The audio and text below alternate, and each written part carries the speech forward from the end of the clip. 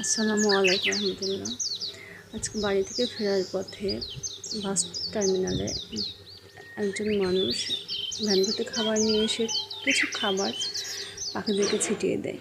পাখিগুলো কি সুন্দর করে খায়, আসলে দেখলেই পরাণটা জুড়ে যায়। আল্লাহ তাআলা কোথায়কার রিজিক রেখেছে পাখিগুলোও জানে না, ঠিক তাদের রিজিক এখানে আছে, চলে আসছে।